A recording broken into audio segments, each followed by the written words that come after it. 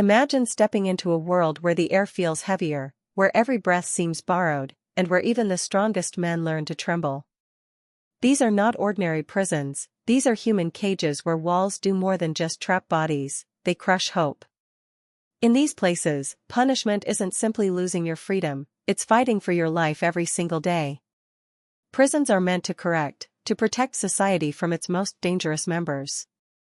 But what happens when the very places built to hold criminals become more dangerous than the crimes committed outside their walls?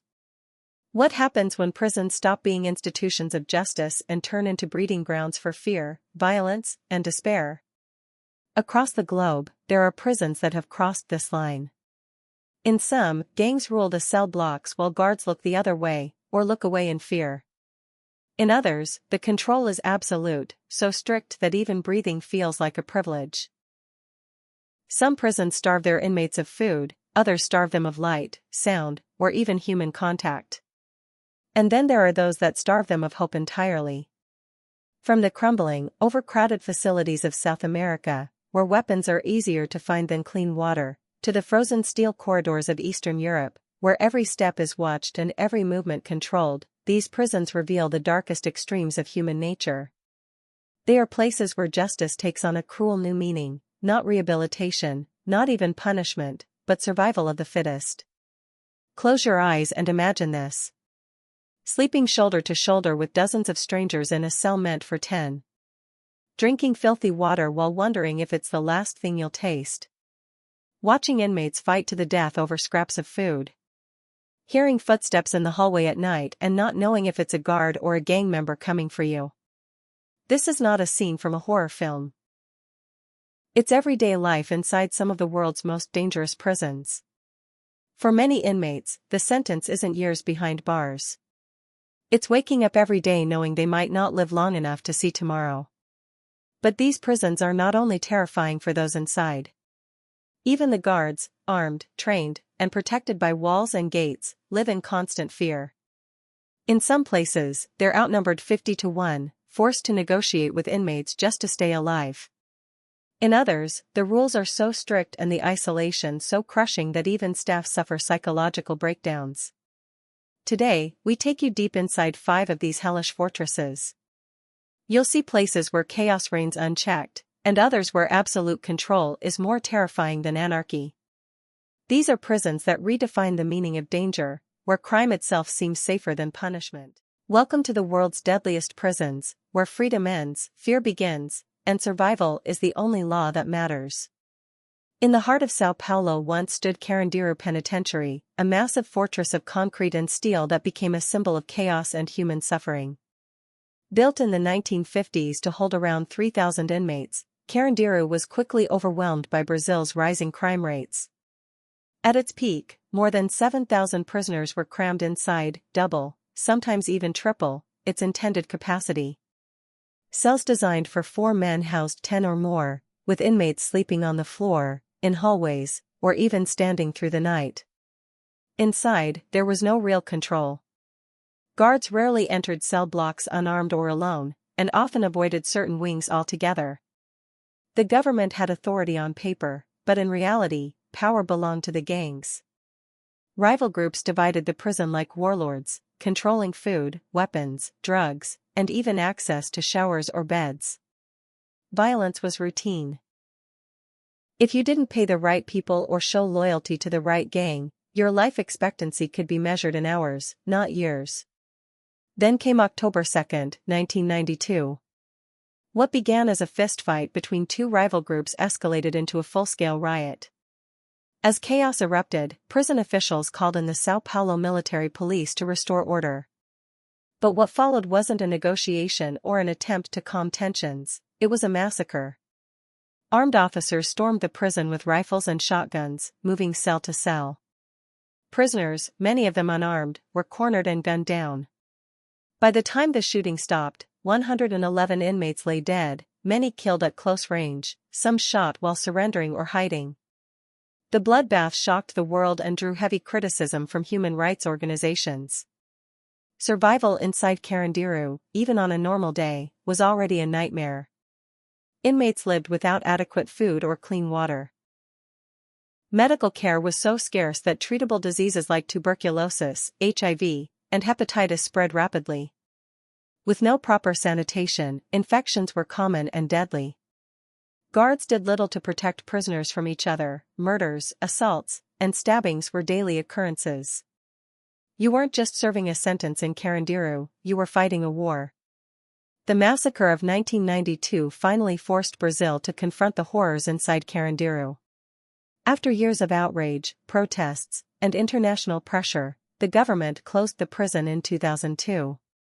Its demolition was meant to erase its legacy, but memories of the brutality couldn't be torn down as easily as concrete walls. Today, Carandiru remains a symbol, a chilling warning of what happens when a prison loses all control and becomes a lawless city within a city.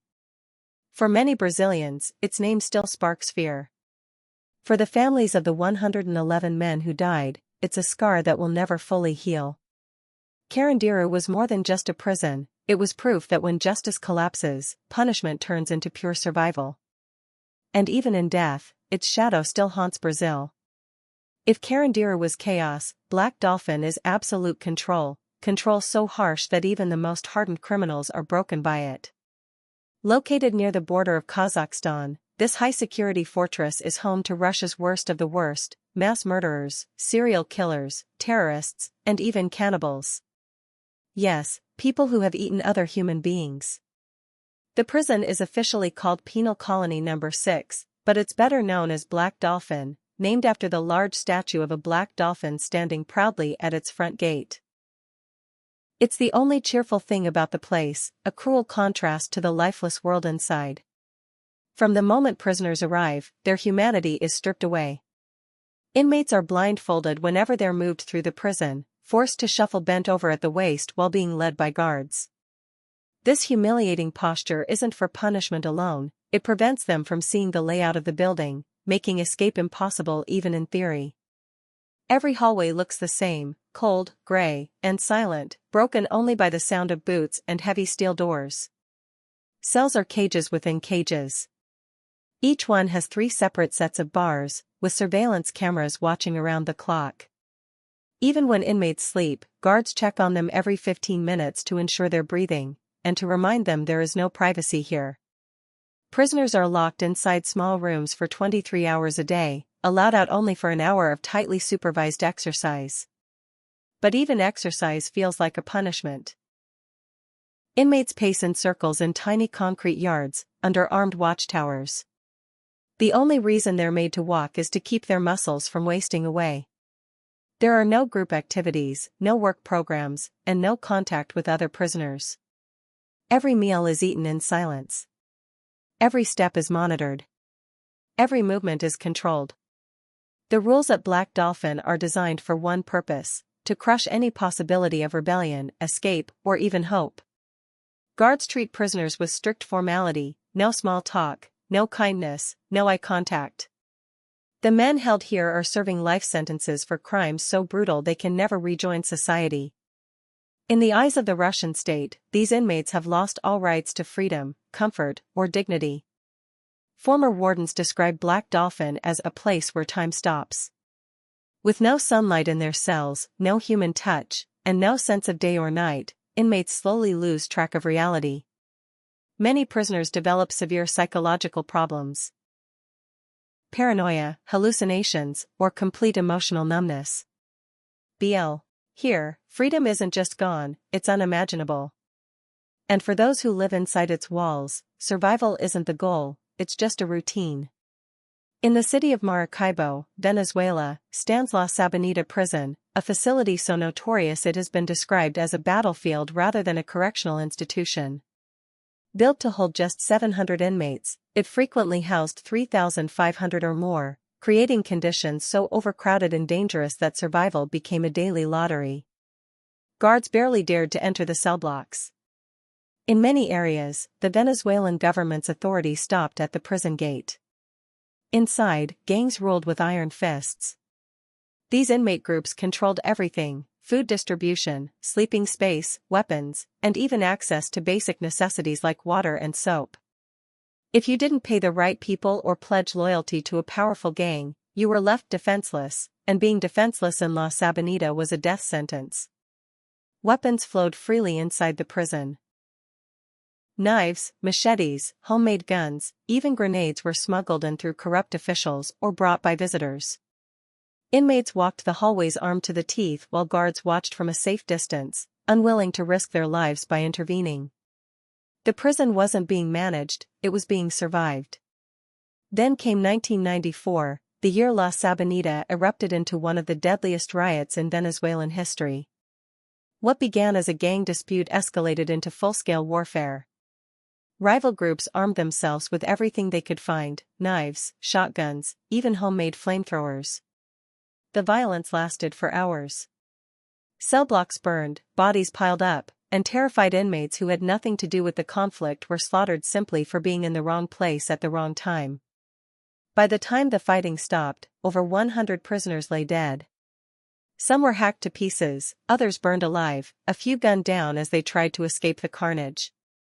But La Sabanita's horrors didn't end with riots. Disease and hunger claimed nearly as many lives as violence. With no medical care, outbreaks of tuberculosis, hepatitis, and other illnesses swept through the prison unchecked. Malnutrition left prisoners weak and desperate, forcing many to fight just to get scraps of food. Human rights organizations repeatedly called La Sabanita one of the worst prisons in the world, but little changed for years. The Venezuelan government promised reforms, yet corruption and political instability kept the prison in a constant state of crisis. La Sabanita was more than a failure of security, it was a collapse of humanity itself. It showed what happens when a prison ceases to function as a place of punishment or rehabilitation and descends into pure anarchy. Inmates became their own rulers, and the law of survival replaced the law of the state. The strongest ruled, the weakest died, and everyone lived in fear of the next riot, the next murder, or the next outbreak of disease. Even today, La Sabanita stands as a grim reminder: when authority disappears behind prison walls, chaos doesn't just grow, it takes over completely. Across the world, high in the rugged mountains of Colorado, stands a fortress so secure it's earned the nickname, the Alcatraz of the Rockies. Officially known as ADX Florence, this is America's only supermax prison, built to house the most dangerous and high-profile criminals the country has ever seen: terrorists, mafia bosses, drug lords, and serial killers who cannot be trusted in any other facility. But unlike the chaos of Carandiru in Brazil or the anarchy of La Sabanita in Venezuela, ADX Florence is a place of absolute silence. Yet this silence isn't peaceful, it's designed to crush the human spirit. Inmates at ADX spend 23 hours a day in solitary confinement inside small, soundproof cells made of concrete and steel. There are no bars to see through. Only narrow slits for windows angled upwards so prisoners can't even glimpse the horizon. Meals are passed through tiny slots in their cell doors. Human contact is virtually non-existent. Guards communicate only through commands, and even then, voices are rare. The only hour outside the cell is spent alone in an enclosed concrete yard, not a real yard with grass or sky, but a cage open only to a sliver of sunlight. Prisoners pace in circles, speaking to no one, hearing nothing but their own footsteps. In ADX, time itself feels frozen. This extreme isolation is meant for one purpose: to break any threat of violence or escape. The men here include some of the most infamous criminals in U.S. history: Al-Qaeda operatives involved in terror plots, leaders of violent gangs, and ruthless killers who murdered even behind bars. Authorities built ADX Florence to make sure these men could never harm anyone again. But the cost of such control is staggering. Inmates go years, sometimes decades, without physical contact. With no stimulation, many prisoners lose their grip on reality. Some talk to themselves for hours, others scream just to hear a voice. A few bang on the walls until their fists bleed, desperate for proof that someone else is nearby. While no one has ever escaped ADX Florence, many inmates have tried to escape the crushing loneliness in other ways, through madness, self-harm, or worse. Former wardens have admitted that ADX is less about rehabilitation and more about erasing prisoners from the world without killing them. Human rights groups have criticized the prison, calling its conditions psychological torture. But supporters argue it's necessary. After all, this is where the most dangerous criminals, people who ordered murders from inside other prisons or orchestrated terror attacks, are kept completely contained. ADX Florence proves that control can be as brutal as chaos. In Carandiru or La Sabanita, prisoners lived in fear of gangs and violence. In ADX, they live in fear of their own minds. It's a place where you don't fight others to survive, you fight yourself. If hell had a waiting room, it would look like Gitarama prison in Rwanda. Originally built to hold just 400 inmates, this crumbling facility has been packed with up to 7,000 prisoners at once, turning it into one of the most overcrowded and horrifying prisons on earth. Inside Gitarama, there's no room to move, no room to sit, and sometimes not even room to breathe. Prisoners are forced to stand shoulder to shoulder, day and night, for weeks or months at a time. Lying down to sleep is impossible. Many inmates die on their feet, collapsing only when their bodies finally give out from exhaustion, disease, or hunger. The conditions are so shocking that they sound like something from a nightmare. Food is desperately scarce. A small bowl of porridge or a scrap of bread is often the only meal of the day, and it's nowhere near enough to feed thousands of starving men. Desperation drives prisoners to fight over crumbs, with the strongest taking everything and the weakest left to starve. Disease spreads instantly in such cramped, filthy surroundings. Without proper sanitation, open wounds turn septic, and infections run unchecked. Prisoners often wear the same clothing for months, infested with lice and caked in filth. Medical care is almost non-existent, and those who fall ill are simply left to die. Even the guards are powerless. Outnumbered by hundreds to one, they maintain only a token presence. They can't prevent the violence inside, and often they don't even try. Inmates make their own rules, brutal, unforgiving rules where survival depends entirely on strength, intimidation, or sheer luck. Human rights organizations that have visited Gitarama describe scenes that are almost impossible to believe. Prisoners killing each other just to make space to stand. Inmates slowly wasting away from hunger while standing in human waste. The stench of unwashed bodies, sickness, and death hangs permanently in the air. The prison's nightmare conditions worsened dramatically during the aftermath of the 1994 Rwandan genocide, when tens of thousands of suspected perpetrators were arrested and packed into the country's jails. Gitarama, already overcrowded, became a death trap. For many, prison wasn't a place to serve a sentence, it was a place to wait for death. For those trapped inside, death was not a punishment, it was an escape. Many prisoners prayed not for freedom, but for their suffering to end. Survivors described Gitarama as an open grave where people rot alive, surrounded by unimaginable cruelty and neglect. Though Rwanda has worked in recent years to reform its prison system, Gitarama's dark reputation lingers. It stands as a grim warning of what happens when justice collapses under the weight of overcrowding and inhumanity. In Gitarama, punishment wasn't just losing your freedom, it was losing your dignity, your humanity, and finally, your life. From Brazil to Russia, Venezuela to the U.S., these prisons show two sides of the same coin, chaos and absolute control. One destroys through violence, the other through isolation. But behind the headlines and shocking numbers are real human lives, guards, inmates, even families outside the walls who pay the price. These places ask a chilling question: is prison about justice, or just survival? Next time you hear about doing time, remember that in some corners of the world, time doesn't just tick, it bleeds. Thumbnail prompt. A hyperrealistic, dark prison scene with a massive barred gate and glowing red warning lights. A terrified inmate's face behind bars on one side, an armed guard with a rifle on the other. Large bold text in the center reading "World's Deadliest Prisons" with a cracked, gritty texture. Dramatic shadows, high contrast, cinematic lighting, designed to grab attention instantly. Prompt. A dark, cinematic collage showing the world's deadliest prisons. Crumbling overcrowded cells, heavily armed guards, razor wire fences, and terrified inmates behind bars. One side shows chaotic South American prisons with riots and fire, The other side shows ultra-secure high-tech prisons with cold steel corridors and surveillance cameras. In the center, a giant shadowy prison gate looms with the words "World's Most Dangerous Prisons" glowing in eerie red light. High contrast, ultra-realistic, dramatic lighting, 8K detail, gritty documentary style. If you like it, do like, subscribe and share it with your family and friends.